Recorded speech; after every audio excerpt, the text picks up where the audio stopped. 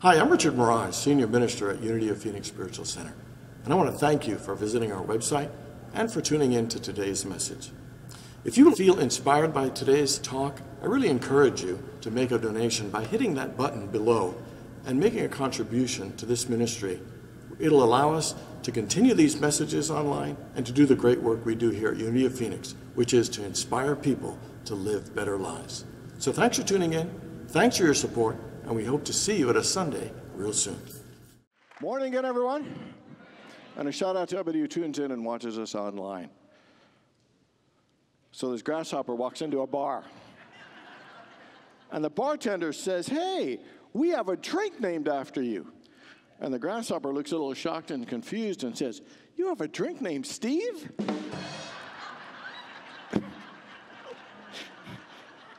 Yeah, you think that's bad? How about this one? Why don't teddy bears ever order dessert? Because they're always stuffed. What do you call a bear without teeth? A gummy bear. Okay.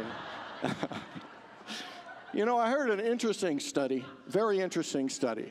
The study said that women spend more time thinking about what men are thinking than what men actually spend time thinking.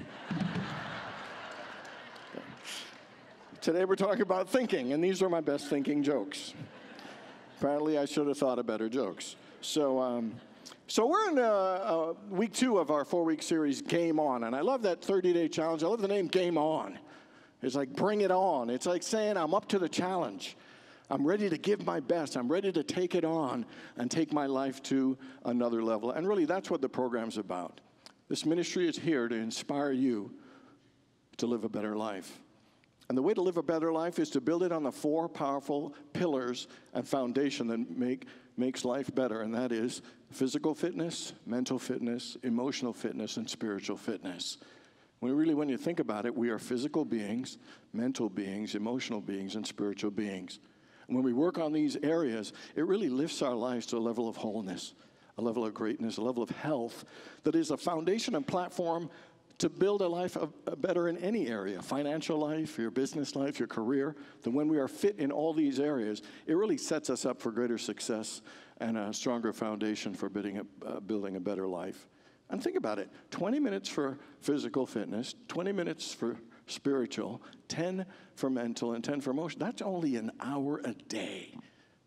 Would you be willing to commit an hour a day to building a stronger foundation to build a better life? I mean, it's a smoking deal. So last week we started with physical fitness and said that when we are more physically fit, we tend to be more energetic, we perform better. I mean, life just becomes better when we have more physical energy. Last night we had a wedding here, and the couple met at CrossFit. And one part of the ceremony said, thanks to love, fate, and fitness, this couple came together. And so fitness just brings you all kinds of benefits. And who knows, you might even find the man or woman of your dreams through it, working out next to you. Who knows? But today we want to talk about mental fitness. How many people believe in the power of the mind, power of your thoughts, power of thinking, in having a powerful influence on your success, happiness, and fulfillment in life? How many believe that when you change your thinking, you can change and upgrade your life? You know, if you really look at the power of the mind, it's been studied for years. Books have been written about how powerful our mind is in manifesting and creating and bringing forth the things that we want. You know, famous books like Think and Grow Rich, The Power of Positive Thinking, As a Man Thinketh, The Secret, The Law of Attraction, The Law of Cause and Effect. They all promote the awareness about how powerful our mind is in attracting greater things into it. Marcus Aurelius, the Roman emperor, in 170 AD said, "The most important things in life are the thoughts you choose to think." And so the question is, what thoughts are you choosing to think about yourself, about your relationship, about your family, about your career, about your finances, about your level of happiness or your level of success? Because what we think makes the difference between having inner peace and inner turmoil. Having happiness and success, or having frustration and despair? Because every word, every thought that we think has a certain vibrational energy and frequency, and it will attract more of that same energy. So we can truly say that the quality of our thinking impacts the quality of our living and our lives. And so here's the big question, though, is if our mind is so powerful, and we all believe that what we think we can attract and create, why aren't we all living more prosperous lives, happiness, and greater fulfillment? And here are 3 reasons I think gets in the way of us not using our mind in as great a way, an effective way as possible, or as helpful a way. The first one is every one of us has some imprinting of some negative beliefs and false truths and limiting ideas from our childhood. And whether it's from being abandoned or abused or taught that we weren't worthy or lovable or good enough, or we thought that we're taught that it's a safe and cold and dangerous world, you can't trust people. Messages like you'll never amount to anything, or if it's not one thing, it's another, that life will never work out. That we all have some old mental tapes still playing in us. Sometimes we're not even aware of them, that kind of limit us and restrict us from moving to a higher level of success. The second one is sometimes we have a lack of mental discipline. Sometimes we're just mentally lazy. Not just not being aware of some of these tapes, but even when we are aware of them, we aren't always willing to do the work, and we stay stuck, in our same situation. Sometimes we get in comfort zones mentally, and it's hard for us to break out of them. Anybody ever tried a new diet and then you end up slipping right back into the old way you ate before? Or a new exercise program and you slip right back in the old way? Sometimes we get pulled back to the old comfort zone, because we don't have the discipline and the focus to do the work to literally break through to a new habit. Sometimes we use excuses. Sometimes we blame others. And it's really just a level of mental laziness and not having the full discipline to actually break through to another level. And the third one is a lack of clarity. Anybody could tell you what they don't like, but sometimes we don't always know what we like or what we want. Ever ask somebody, hey, what would you like? Say, I'm not sure. I don't know, I'm not clear. And think about it. If we live in a responsive universe of the law of cause and effect, if we're putting out energy that's ambiguous, that's uncertain, what kind of energy would we be getting back? It's amazing that as great as the powerful the gift of the mind is, how we don't know how to or don't actually apply the principles of utilizing it to get greater things and greater success. Sometimes we think we're prisoners of fate and prisoners of circumstances. Franklin D. Roosevelt said, no, we're actually prisoners of our own minds. It is our minds that cause the most limitations and restrictions and prevent us from being as fulfilled and successful and happy. And actually, even in the Bible, from the very beginning, people have known that the mind, as powerful as it is, that we don't always use it as well. The Apostle Paul said this, do not conform to the patterns of the world, but be transformed by the renewing of your mind. That our minds can get stuck in certain limited patterns and negative patterns, but we can transform our minds and transform our lives. So what are the things we need to do to utilize our mind to become more mentally fit? To use our minds to attract and create the things that we desire. And the first one is to realize is the mind is the connecting point and link that we connect to the mind of God, to that field of infinite possibility, to that wisdom and intelligence and creative power that makes everything possible, to that source of love and joy and wisdom and understanding that we're all seeking, is to immerse our mind in the mind of God. Because to immerse your mind in the mind of God is to immerse your mind in the creative intelligence and energy that created the entire world and universe, that created the oceans, that created the sun and the stars, that created the rose, that created dolphins, that created coffee beans, that created hummingbirds, that created kangaroos and crystals and carnations and us. That power and intelligence is available through us through the connecting and immersing of our mind in the mind of God. That's why Paul said, let the same mind that was in Christ Jesus be in you. And that is a loving mind, a grateful mind, a forgiving mind, a compassionate and understanding mind, a joyful mind. And so it is through the mind and use of our minds that we have access to the inspiration and creativity and the unlimited possibilities of good for our lives. You know, in the book of Genesis, it says that we have been given dominion and authority over all things. We've been given free will. And that dominion, authority, and free will, there is no greater thing that we have power over than the power of our thinking. That is the most valuable and important thing. And for us to use the power of our thoughts, the first thing we need to do is to accept full responsibility for our lives. And full responsibility for our own thoughts, for our own feelings, for our own experiences. Because if we aren't willing to accept full responsibility, it's hard to take full control of our minds and our lives. So often we give away our power, to other people for our happiness. We think that they are in charge of our happiness and our success, that they're holding me back, they're doing it to me. But until we get to a place where we accept full responsibility for our lives and our thinking and our feelings and all that happens in our lives, we'll never really be able to have dominion and authority over our thoughts.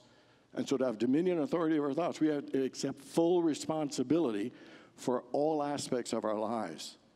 I accept full responsibility for all aspects of my life. Together, I accept full responsibility for all aspects of my life. Just take a deep breath into that.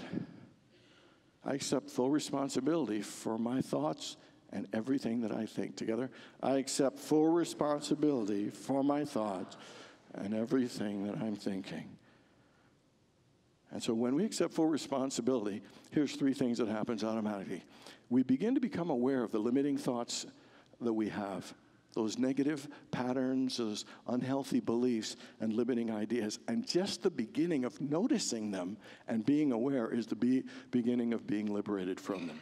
The next thing about being responsible is that it helps us become more disciplined. That we actually are willing to do the inner work to create the inner transformation to attract greater things in our lives. That's a part of being responsible. And the third part of responsibility that helps us is it helps us get more clear. Because it's important to have clarity about what it is that we desire. Kind of reminds me of this woman who came across this lamp and she rubbed it. A genie came out and said, "You got one wish. You get one wish, only one wish, so be careful what you wish for." And the woman said, "I want to be irresistible to men." And poof, she became a remote control. So, so can you see there's a need for clarity. You got to be clear. She wasn't clear.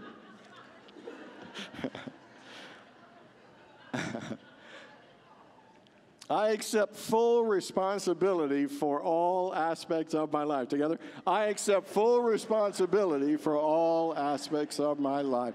I accept full responsibility for my thoughts, my feelings, and everything in my life. Together, I accept full responsibility for my thoughts, my feelings, and everything in my life. All right, so when we accept responsibility, immediately we want to rush to, what can I add? What can I create?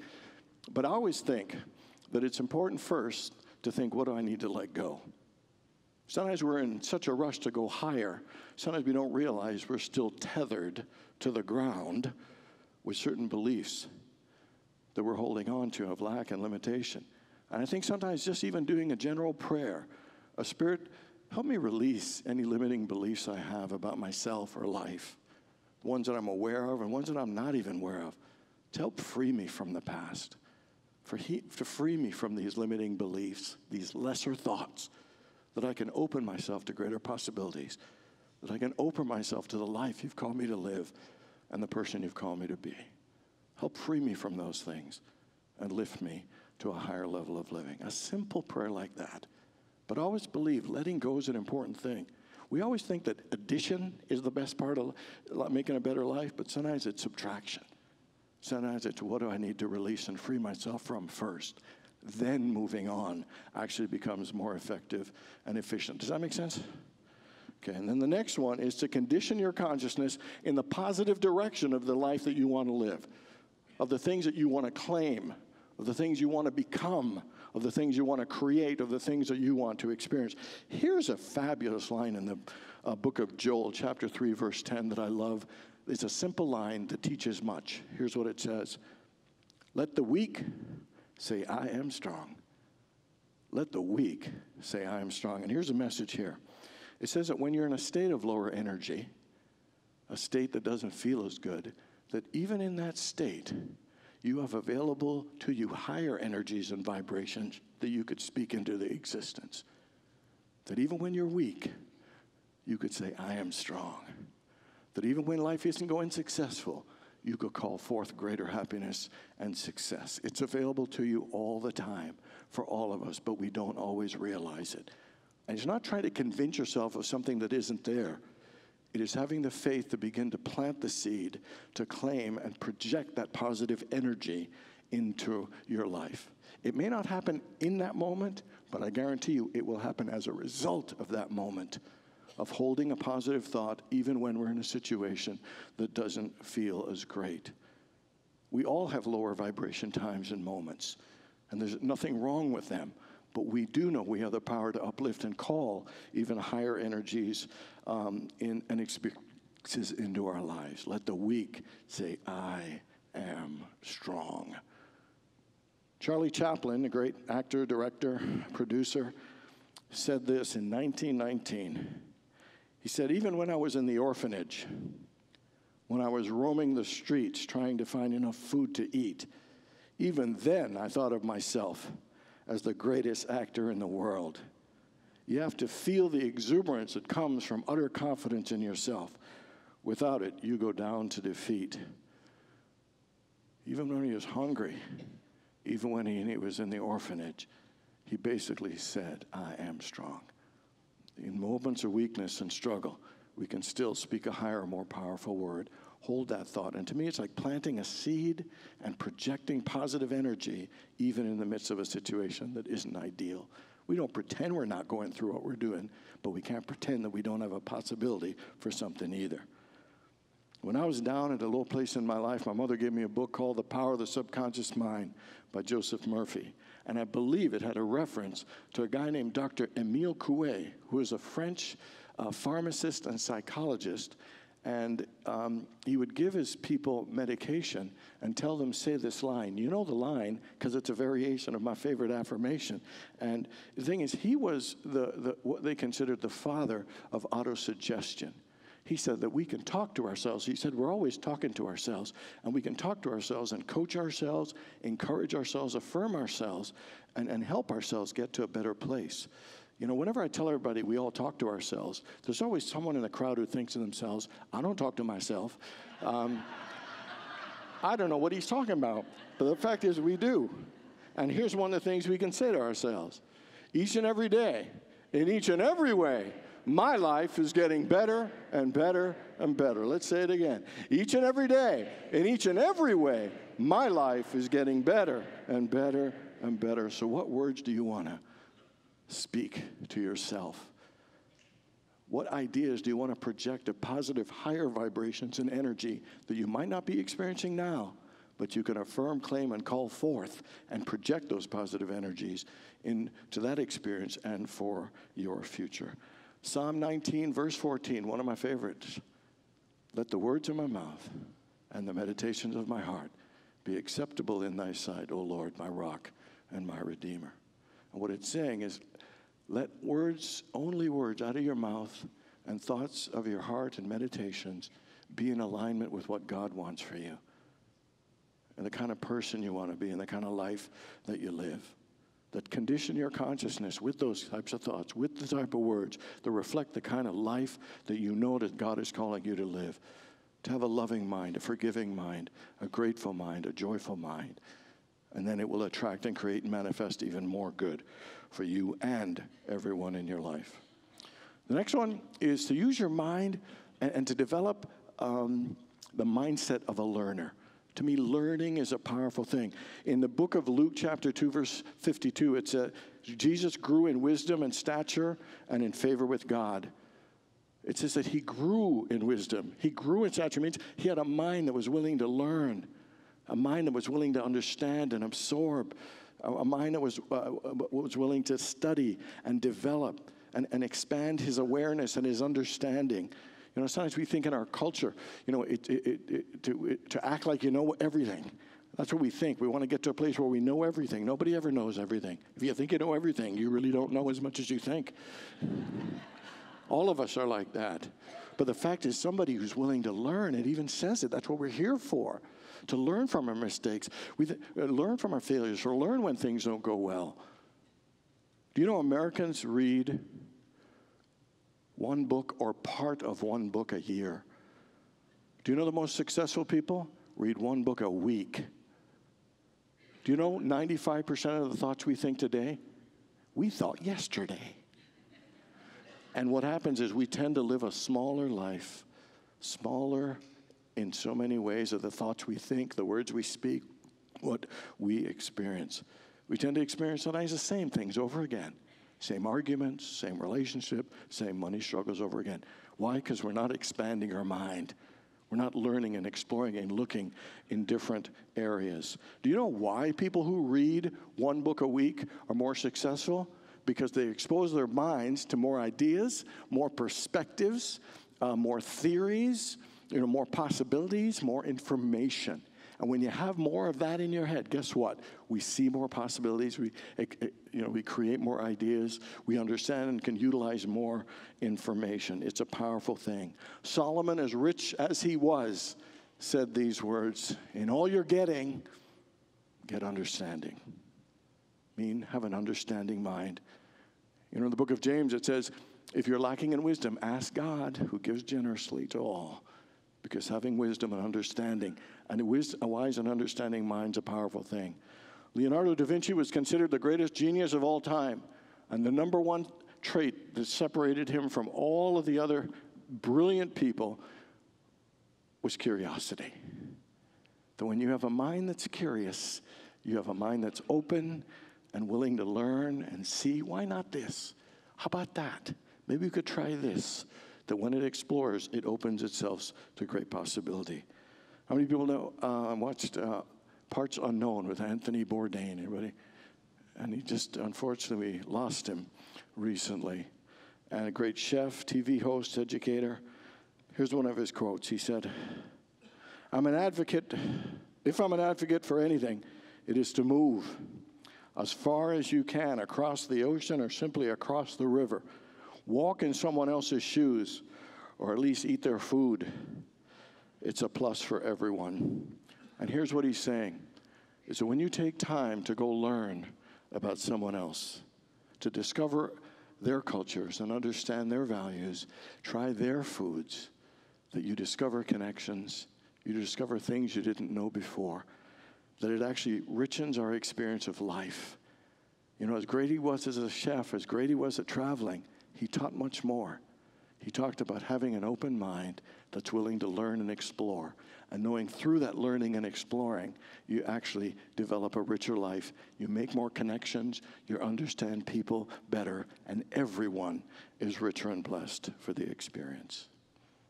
So are you willing to expand and have and develop the mindset of a learner? Always learning, always being open to new possibilities. And the third one is to imagine the possibilities. I read a book years ago called What Makes a Great Great by Dr. Dennis Kimbrough. I had the good fortune of meeting Dr. Kimbrough in Los Angeles.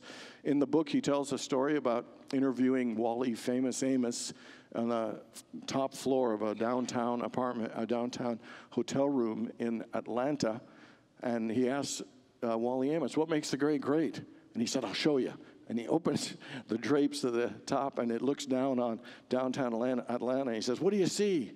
He said, well, buildings and businesses. No. What do you see? He said, well, I see people and cars and traffic. No. What do you see? He says, I don't know. What do you see? And he says, I see possibilities. And so when you pull back the drapes and look at the landscape of your life, what do you see? What do you see for your career? What do you see for your health? What do you see for your finances? What do you see for your family? What do you see for the difference that you are here to make? What do you see? It says where there is no vision, people perish. But where there is a vision, people flourish. One of the greatest gifts we're given the mind, that God's given us with the mind, is the ability to see things that aren't here yet. Everything great that's been achieved, somebody saw it in their mind's eye first. They created and it came forth. You know, Jay Leno, when he was 15 years old, was a mechanic. And somebody brought in a fleet of 10 classic cars. And he and his mechanic buddies were having lunch. And one guy said, wouldn't it be cool to be the private mechanic of the guy who owns all those classic cars? And Leno said, no, I think it'd be cooler to be the guy that owns those classic cars. He was 15 years old. Today he owns almost 300 classic cars and motorcycles worth about $150 million. Steve Jobs, quite the imagination, creative innovator, literally transformed computers and cell phones. Two guys, Guy Laliberté and Gilles Saint-Croix, they were street performers in Montreal, and they had an idea. And today it is the largest theatrical company in the world, grosses almost $1 billion a year. Everybody say the name of the company, Cirque du Soleil, out of their imagination. And the point I'm trying to make it here is whether it's Famous Amos and cookies, or it's classic cars, or it is computers and cell phones, or it's entertainment like Cirque du Soleil, it doesn't matter what it is, everything comes out of the imagination. So my question is, what are you imagining for your life? What are you willing to imagine for your life? What are you willing to see? What is your vision? What are the possibilities that you want to project in your mind's eye? Somebody went there a commercial years ago that said the mind is a terrible thing to waste. And the truth is everyone has a gift of an amazing mind that can do so much for us. The question is, are we willing to accept responsibility for it? Let go of the limiting beliefs and thoughts we hold. You know, affirm the things that we desire. Have a learning mind and imagine when we do, we will strengthen our mental muscles and we will improve the quality of our lives. Are you committed and are you ready to develop a greater level of mental fitness? Because if you are, all I have to say to you is, game on. God bless you, everybody.